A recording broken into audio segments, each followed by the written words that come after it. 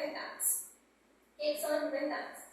Às vezes a pessoa ela preenche o currículo com uma informação que não condiz, com uma experiência que não condiz. Ela pega aquele currículo padrão, simplesmente faz um Ctrl+C, Ctrl+V, copia e cola, joga aquela informação ali, aí na hora que a gente vai para a entrevista, aquela informação não condiz. Ou então a pessoa tenta passar uma imagem, uma impressão diferente daquilo, ela demonstra ter um conhecimento que na verdade ela não tem. E a gente vai percebendo isso, a gente vai percebendo o que realmente condiz, o que realmente flui. Por quê? Ao longo da entrevista, a própria pessoa vai cair em competição, ela fala algo de certo, ou mesmo que ela seja contratada. Assim que ela entra, a gente percebe que aquilo não é real. Então sejam sinceros. A sinceridade ela é fundamental no processo seletivo. E aí, assim, eu tenho dificuldades com alguma coisa? Tenho, mas o que eu tenho feito para poder melhorar? Se eu vier trabalhar aqui, como que eu pretendo desenvolver essa habilidade?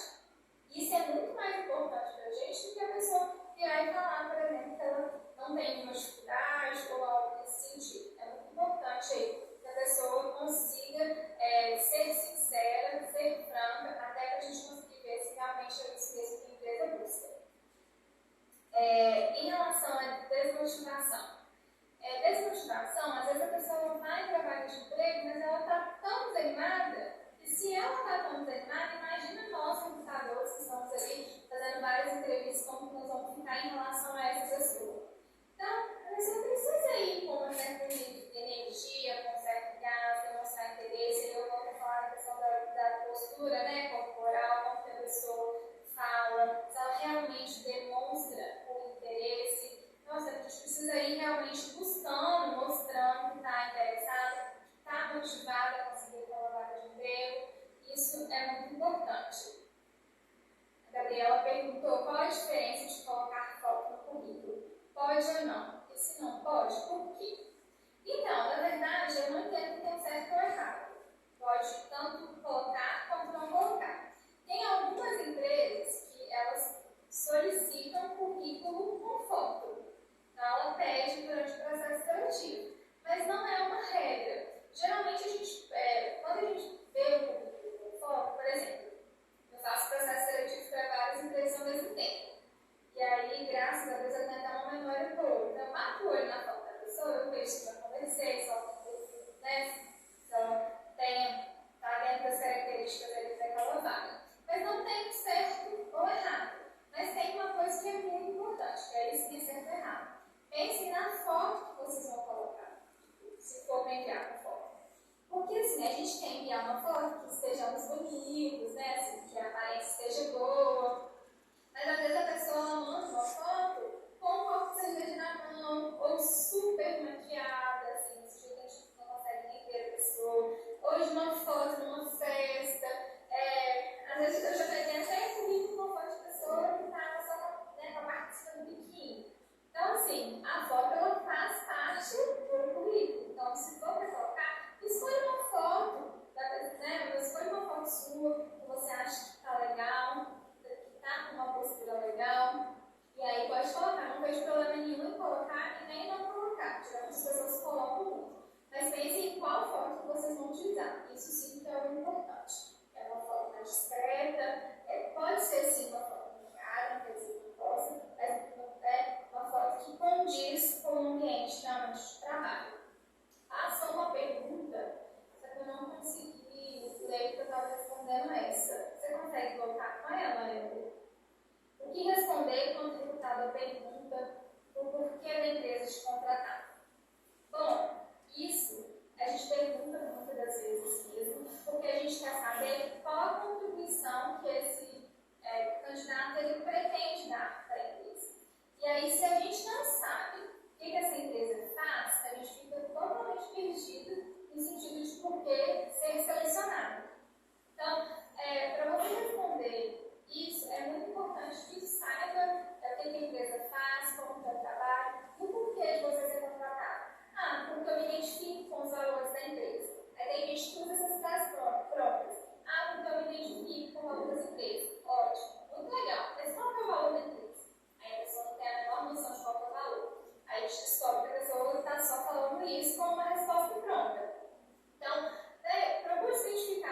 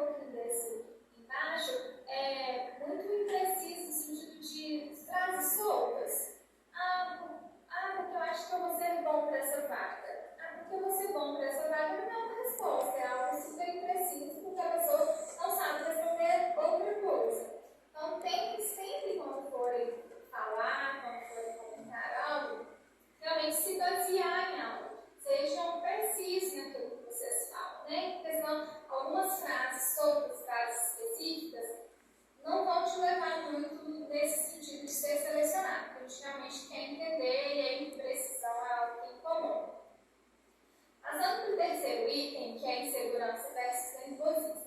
O que acontece? Eu até falei agora há pouco sobre essa questão da pessoa chegar atrasada e que isso acaba gerando nervosismo e tal.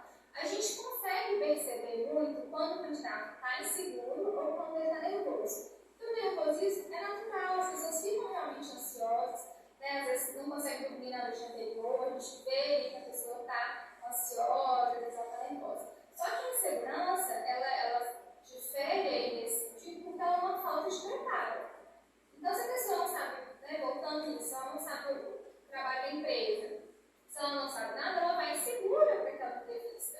Então, isso tem que tomar cuidado dessa linha tênue, porque a gente entende muita coisa quando a pessoa está, né, angustiada e fala, não, é só uma entrevista, vamos relaxar, a gente só quer te conhecer, não é para ser um bicho de sete cabeças, né, a gente tem que tratar de uma forma natural, mas quando a pessoa não se prepara, ela cai de paraquedas, ela realmente fica muito insegura e a gente consegue perceber isso durante a entrevista.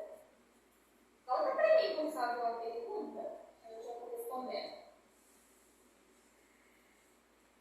Boa noite. Existe um padrão de roupa para as entrevistas? Calça jeans ou social? Olha, depende muito da empresa. Por exemplo, se você for para uma entrevista de emprego no escritório de advocacia, o ambiente ali, ele pede uma roupa mais formal. Então, é legal você ter uma roupa mais social, realmente.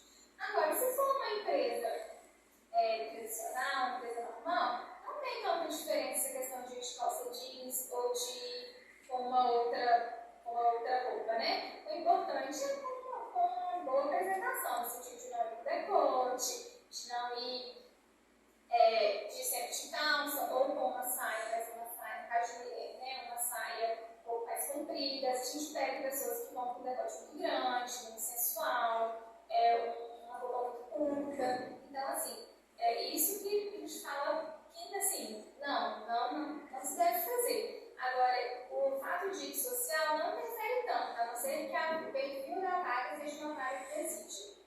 Como é o caso, por exemplo, do escritório de advocacia, né, que é uma área mais formal, que geralmente as pessoas usam roupas mais sociais, e aí sim é uma coisa que é legal.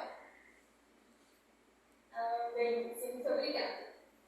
Bom, saiba sobre o seu currículo. Continuando aqui. Saiba sobre o seu currículo, porque às vezes a pessoa leva o currículo e ela entrega pra gente, mas às vezes foi uma outra pessoa que fez pra ela, ou foi ela que fez mesmo há muito tempo. E aí, quando a gente está ali com o currículo em mãos, a gente quer conversar sobre as experiências, sobre coisas que a pessoa já fez, sobre a formação. E às vezes, assim, você está conversando com a pessoa, você vê que ela não tem a menor noção do que está no currículo. Enquanto você está ali sentado, esperando para entrar na sala, dá uma olhadinha em quanto tempo você ficou na empresa. Às vezes a pessoa fala assim, não, nessa empresa eu trabalhei 5 anos. Aí você olha no currículo, não, mas ele só está de 2017 a 2020, então são 3 anos. Eu confundi e tal. Então, assim, para um minuto, tira um minuto, dá uma olhada no seu currículo, vê a ordem das suas experiências. Claro que se você está decorado, geralmente a gente vai por uma ordem cronológica.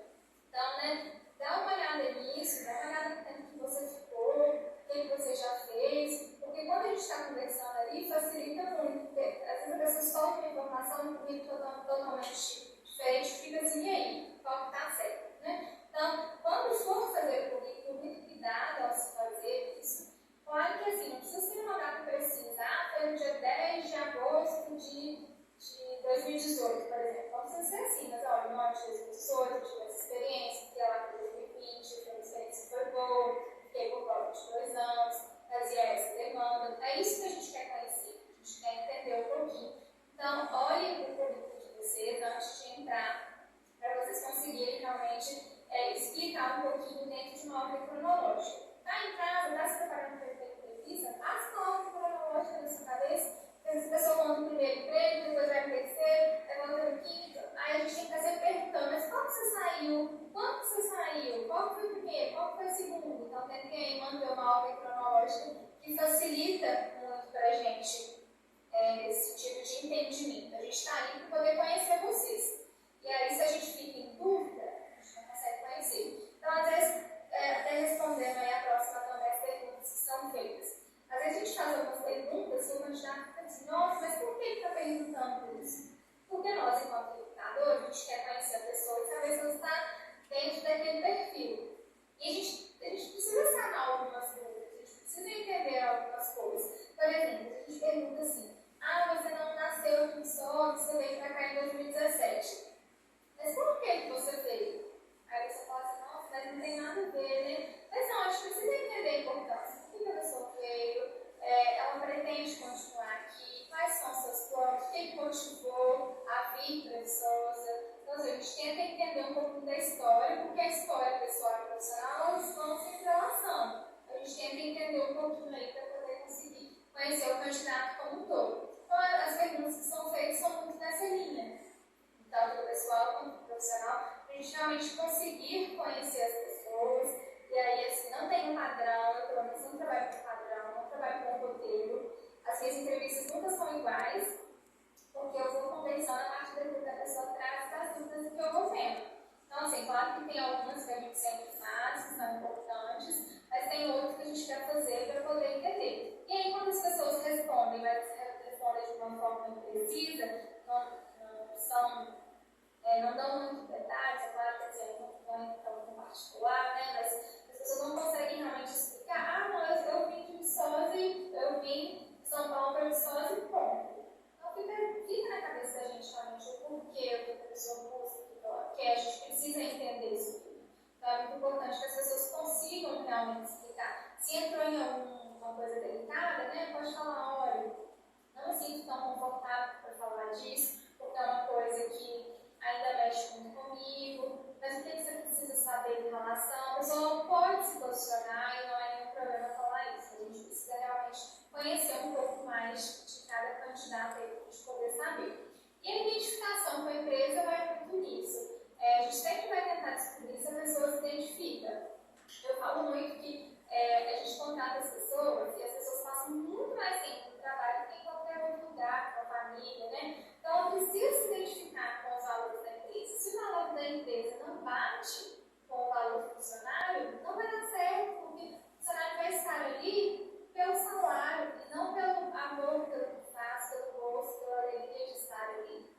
Então, isso são coisas que são importantes. Por exemplo, se uma empresa, o valor dela é ser rígida em relação a horários, a pessoa que ela não gosta de cumprir horários, ela vai estar sempre insatisfeita porque ela chamar atenção porque ela chegou atrasada. Então, assim, é um valor que não bate com o valor da empresa. Então, talvez busque realmente um trabalho que seja um pouco mais flexível, né? Porque gera um desgaste para ambas as partes. Então, a gente precisa realmente também se identificar aí com os valores da empresa, fazer aquilo que acredita, né? Claro que nem sempre vai ser 100%, mas é importante os valores principais, eles estarem alinhados. Se, por exemplo, uma empresa que prega muito por um ambiente alegre, pela harmonia, por um bom ambiente mesmo de trabalho. Aquela pessoa que reclama o tempo inteiro, que a gente fala de cri-cri, né? Que o tempo inteiro está ali reclamando, o tempo inteiro está falando que alguma coisa está ruim, está errada, então a pessoa não se identifica com a cultura da empresa e a empresa também não se identifica com a cultura dela. Então é um casamento que não vai dar certo. Então a gente tenta nem casar, porque depois que casa separa, né?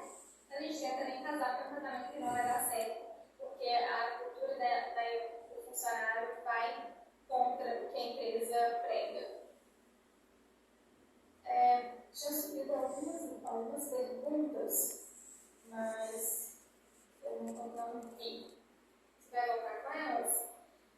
Então, o que é melhor? Se preparar antes com respostas prontas ou é melhor improvisar? Bom, resposta pronta também não sou a favor. Eu acho que a entrevista ela tem que fluir de uma forma natural. Mas ir no improviso também não funciona muito bem. Então, assim, você não precisa decorar as suas respostas, você precisa parar e pensar.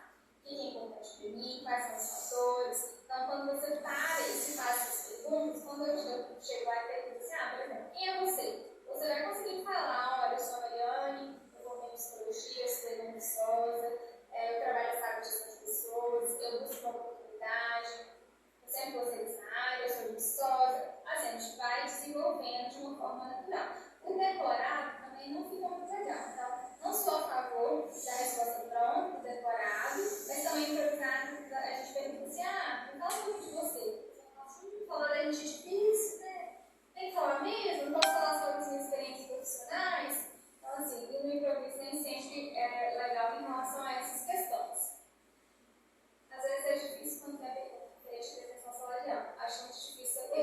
alguma dica de como lidar com isso?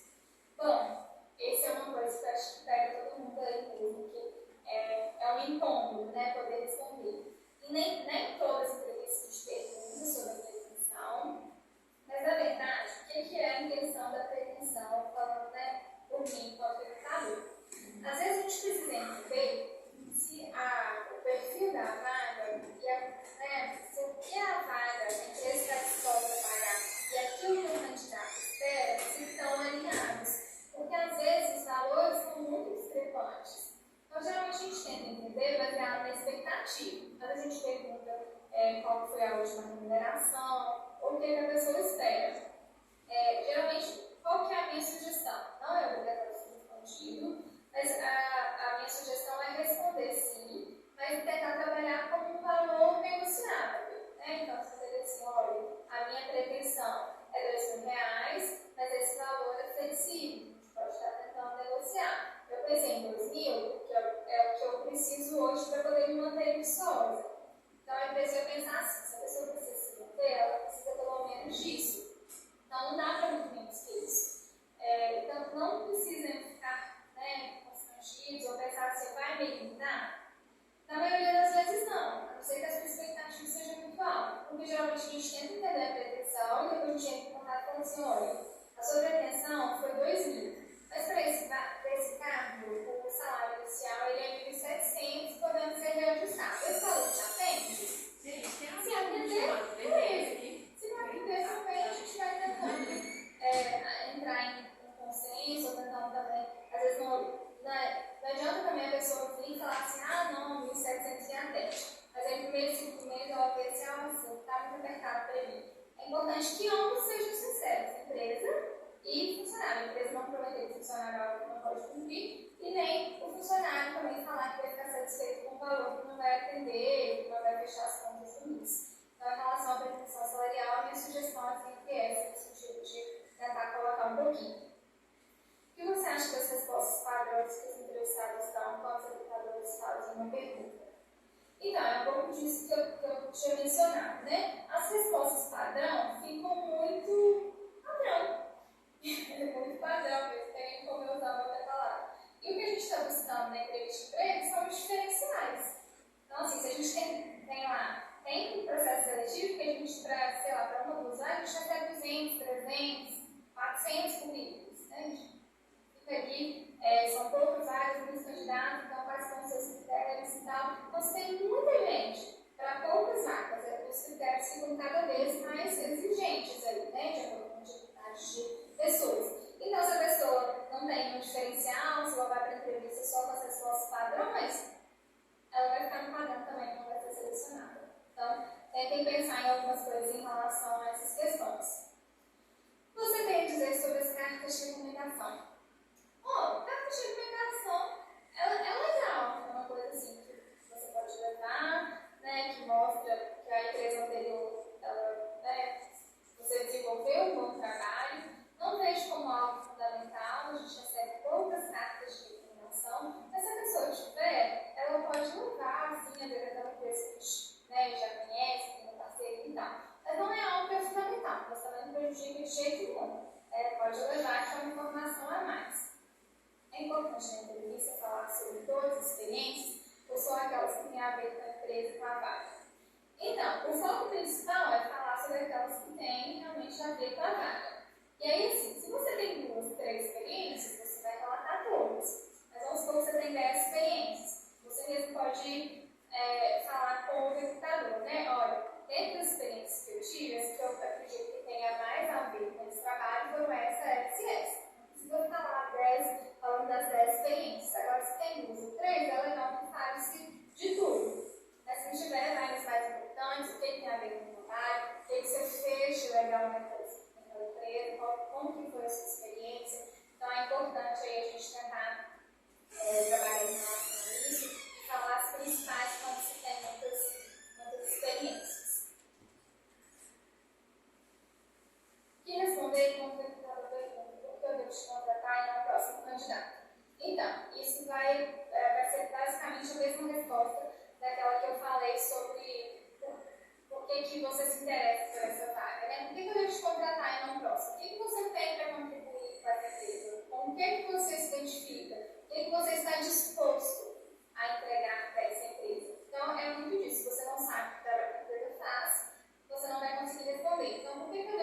completar. Porque eu acredito que eu tenho as competências necessárias, porque eu sou uma pessoa que tem muita iniciativa, porque eu me identifico com os valores da empresa, se realmente se identificar, né, que eu já falei, porque eu estou muito disposta, muito interessada nessa vaga, então eu vou dar sempre o meu melhor.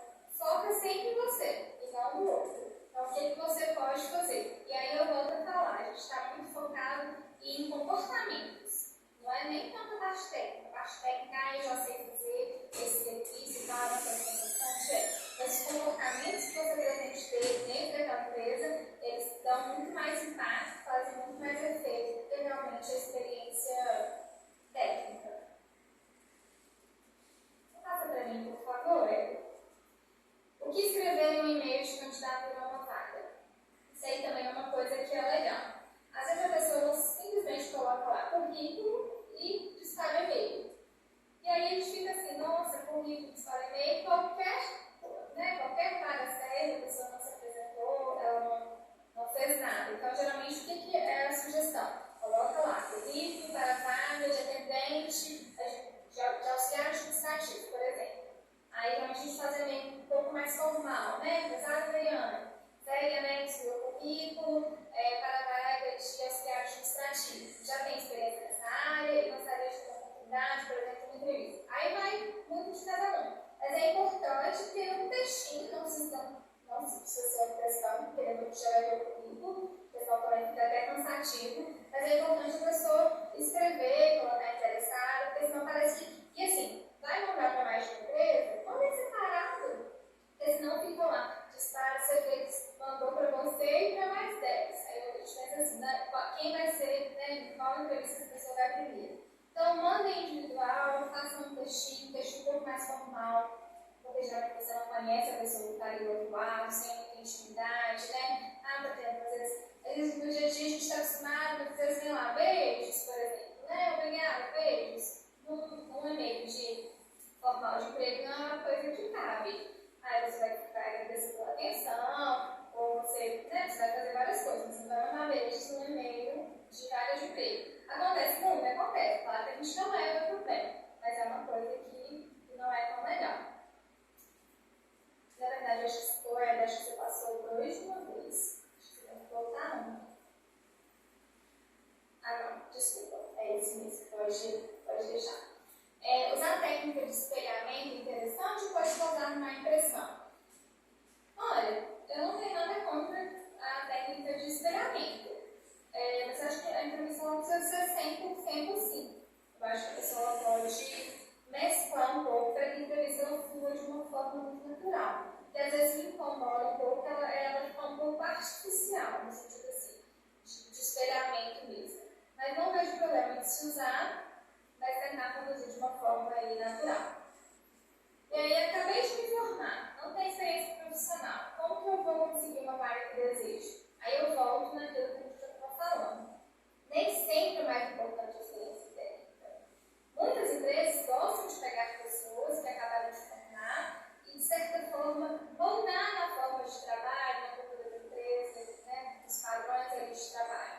Então, não é um problema não ter experiência profissional. É claro que eu sei que tem muitas empresas que exigem realmente uma experiência. Mas se você não tem experiência, o que é o seu diferencial? Você vai responder essas perguntas, né? O que é o seu diferencial? Olha, eu pedi experiência com planilha financeira, por exemplo, eu não tenho essa experiência, mas eu posso fazer o curso, eu aprendo super rápido, eu estou disposta a buscar, se me ajudar e tal. Então, assim, vai muito em relação a isso. Só que às vezes a própria pessoa não vai muito insegura justamente por ela não ter essa experiência. Mas o fato de não ter experiência não é o problema. O problema é a pessoa não se mostrar interessada em adquirir aquele conhecimento. Aí fica uma coisa que se a pessoa está insegura, eu acho que eu não conto, eu acho que pode dar certo. Se ela acha que pode dar certo, ela que é a pessoa que se conhece, está achando, imagina nós, enquanto educadores, fala assim, essa pessoa não se sinta tão segura para esse carro e gente, você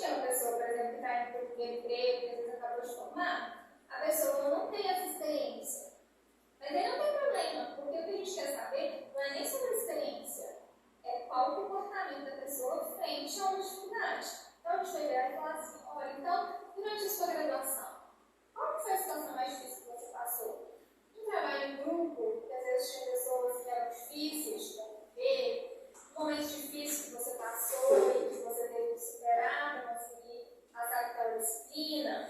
Não tem que ser necessariamente no ambiente profissional.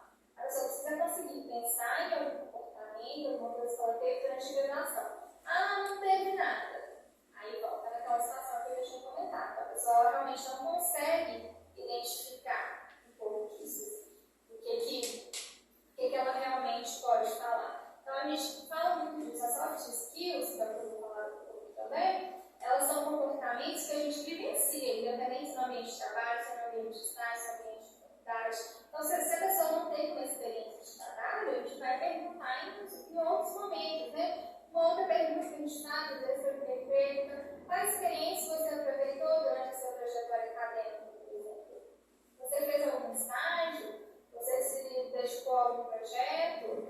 Você fez alguma atividade extracurricular? Porque às vezes tem pessoas, eu sei que tem gente que trabalha e que às vezes não tem tanto tempo para poder fazer, então a pessoa vai justificar, olha, durante a graduação eu estava trabalhando, então eu não consegui conciliar tanto. Mas tem outras pessoas que às vezes têm, né, o dia todo livres, que a única atividade é a faculdade, que não é pouco, mas assim, tem tempo livre, e a pessoa não se dedica a nada. E aí realmente a pessoa de uma forma ela cai de paraquedas, porque a faculdade ela oferece tantas oportunidades, tem estágio, tem tantas coisas que a gente pode aproveitar nesse momento. O estágio ele é uma porta de entrada dentro das empresas. A maioria das empresas que eu atendo em consultoria, a gente contrata funcionários, a gente seleciona CJAs com foco em uma contratação depois desses funcionários, seja um dia e vir fazer parte da empresa. Então, assim, né, busquem experiência de estágio, busquem coisas que vão realmente dar uma porta de entrada. Às vezes, você vai para aquele estágio e você não dá nada por ele, e aí, na hora que finaliza o estágio, você é contratada.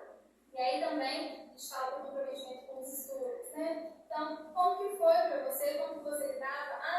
Eu sempre estava com a prova em cima da hora, ou eu deixava para fazer os trabalhos em cima da hora, ou eu não era um bom aluno. Então, a gente fala muito disso, porque se a pessoa tinha esse comportamento de idade, muito provavelmente ela vai reproduzir esse comportamento no ambiente de trabalho.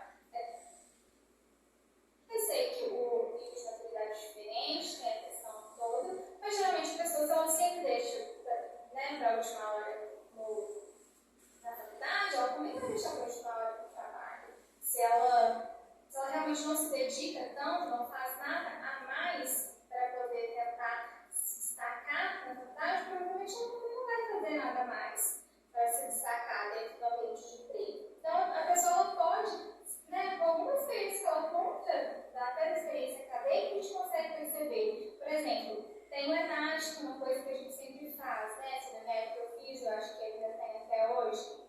Então, assim, a gente sai da instituição, a gente carrega o nome da instituição para onde a gente vai. Então, sou vereadora, sou psicóloga, formei na Unisova, eu falo que eu tenho um pouco disso, a gente carrega um pouco disso. Então, às vezes a gente não leva a sério algumas questões, e aí quando a gente pergunta lá na entrevista de emprego, por exemplo, a gente pode perguntar algo relacionado, como você tinha que fazer algo na faculdade, como você agia? Eu não me comprometia tanto. Ou eu falo assim, por exemplo, eu não me comprometia tanto com a ética da faculdade, por exemplo, você pensa assim, o problema da faculdade, se a nota vai ser boa ou não. Não, o problema é seu também que está levando aquele nome, aquela instituição, a credibilidade daquela instituição. Então a gente pensa a mesma coisa no trabalho. Nossa, se a pessoa pensar assim, a empresa não é minha mesmo, então de qualquer jeito que eu fizer tá bom, ela vai conduzir da mesma forma. A gente vai pensar assim, se ela teve esse comportamento lá, muito provavelmente vai ter aqui. Então são detalhes na nossa rotina, na nossa trajetória, no nosso dia, que fazem muita diferença e que vão nos construindo profissionalmente.